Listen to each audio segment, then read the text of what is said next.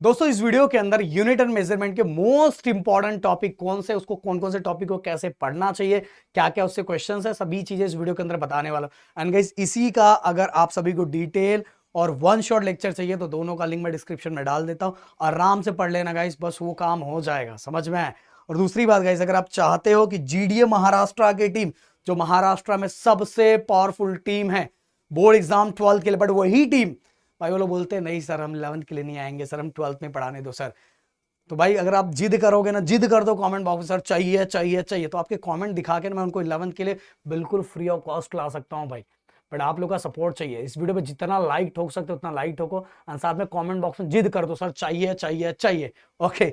और डिस्क्रिप्शन में हमारा हमारा स्पेशल व्हाट्सएप चैनल 11th के लिए हमने बनाया है, प्लीज उसको ज्वाइन कर लेना।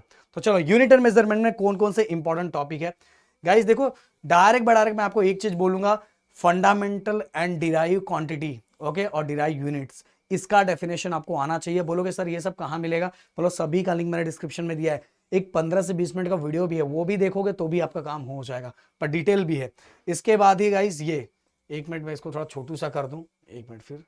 अब देखो गाइस थोड़ा नीचे लेके आ जाते, ये गाइस 7 फंडामेंटल क्वांटिटी और साथ में इसका यूनिट, ये एग्जाम में या 1 मार्क्स में भी पूछा जाता है, तो ये आपको आना चाहिए। इसके बाद मैंने डिराइव क्वांटिटी, फंडामेंटल क्वांटिटी, उसके यूनिट्स, ये तो मैंने बता दिया, आपको करना ही है। इसके बाद आ जाओ ये गाइस, ये एग्जाम में पूछा जाता है convention for the use of SI unit, okay. Convention पूछा जाता है गाइस, और वो कन्वेंशन याद करने का तरीका मैंने अपने वीडियो में बताया, उसको समझाया है, तो आपको वो याद रखना है। इवन गाइस ये दो चीजें ये भी बहुत इंपॉर्टेंट है, प्लेन एंगल और सॉलिड एंगल। इसमें इतना नहीं पढ़ना है, इतना पढ़ने की जरूरत नहीं है गाइस। इसमें इसका यूनिट, प्लेन एंगल का यूनिट, सॉलिड एंगल का यूनिट, ये सभी, ये प्लेन एंगल और सॉलिड एंगल होता क्या है ये समझ लो, उसका डेफिनेशन कर लो, साथ में उसका यूनिट कर लो, काम हो जाएगा, इतना रटने की जरूरत नहीं है। तो ये भी हो गया। अब आ जाओ नीचे नीचे नीचे नीचे नीचे नीचे नीचे थोड़ा, हाँ इधर थोड़ा मैं नीचे आ जाऊं, नीचे नीचे नीचे नीचे नीचे और नीचे।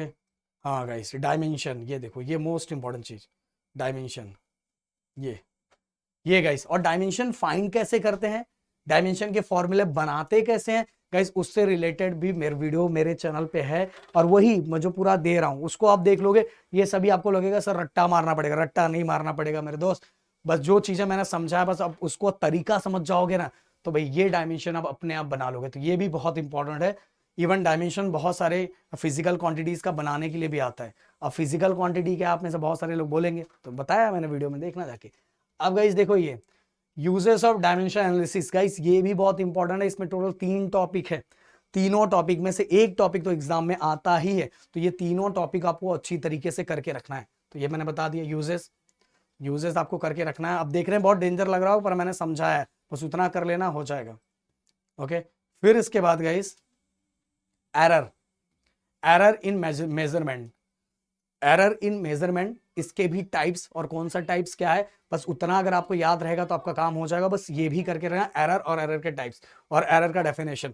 इस पे बात गाइस मोस्ट इंपॉर्टेंट चीज जो सीईटी के लिए भी बहुत जरूरी है, एस्टिमेशन ऑफ एरर। इस पे फॉर्मूले है गाइस, ट्रू वैल्यू, उसी को मोस्ट प्रोबेबल वैल्यू भी कहते हैं, फिर absolute error, most absolute error, ये गाइस। फिर इसके बाद परसेंटेज एरर, ये देखो ये सभी, ये सभी। अब देखने में डेंजर लगा, सॉरी मैंने इसको एक पेज में करवाया है, एक पेज में करवाया। रिलेटिव एरर हो गया, मीन एब्सोल्यूट एरर हो गया, एब्सोल्यूट एरर हो गया, परसेंटेज एरर हो गया, ये सभी चीजें। एंड अगर किसी स्कूलों के अंदर पेपर थोड़ा डिफिकल्ट करना है तो error in sum and difference देते हैं, जिसको भी गाइस मैंने एक सिंपल तरीके से समझाया है। ये नहीं हो रहा है तो नहीं करोगे तो भी चलेगा, बट आपके स्कूलों में लगेगा पेपर थोड़ा डिफिकल्ट बनाना है, तो इसके डेरिवेशन को बस कर लो। और लास्ट टू लास्ट जो टॉपिक हमारा है वो सिग्निफिकेंट फिगर्स। ये सिग्निफिकेंट फिगर्स पहचानने के लिए आता है गाइस, ओके। नंबर्स दिया रहेगा, पूछा जाएगा इसमें कितने फिगर्स है, ये पूछा जाएगा गाइस, तो इसको कैसे पहचानते हैं, इसके पीछे कुछ रूल्स है। ये रूल्स मैंने अपने वीडियो में बताया, उनको सुन लेना अच्छे से। तो ये रटने की जरूरत नहीं है भाई, ये देखो रूल्स ये है, ये रूल्स आपको पता रहना चाहिए। और ये रूल्स अगर आपको पता है तो आप आराम से कर लोगे, बस इतना ही, इतना ही आप अगर कर लोगे, ये पहला चैप्टर खत्म। और पहला चैप्टर को बेहतरीन तरीके से आप एग्जाम में उसके सभी क्वेश्चंस को अटेम्प्ट कर लोगे। आप बोलोगे न्यूमेरिकल्स, न्यूमेरिकल्स से रिलेटेड बस कमेंट बॉक्स में लिखो न्यूमेरिकल सर कौन कौन से इसके आ सकते हैं, उससे रिलेटेड वीडियो में बना दूंगा। वैसे गाइस मैं बताना चाहूंगा, एस्टिमेशन वाला जो फॉर्मूले सब दिए हुए ना, उससे रिलेटेड जो जो फॉर्मूले, उसी से रिलेटेड एग्जाम पूछा जाए। True value, absolute error, mean absolute error, percentage error, ये यही इसी से रिलेटेड न्यूमेरिकल पूछा जाता है ज्यादातर एग्जाम्स के अंदर, या आपको सिग्निफिकेंट फिगर्स भी पूछा जाता है, समझ में आया। तो ये सभी चीजें कौन से और उसके अंदर इंपॉर्टेंट है, उसको मैं आप बोलोगे तो एक सेपरेट वीडियो बना के बता दूंगा। और अगर जीडीए की अगर आपको टीम चाहिए तो कमेंट बॉक्स में पूरा भर दो।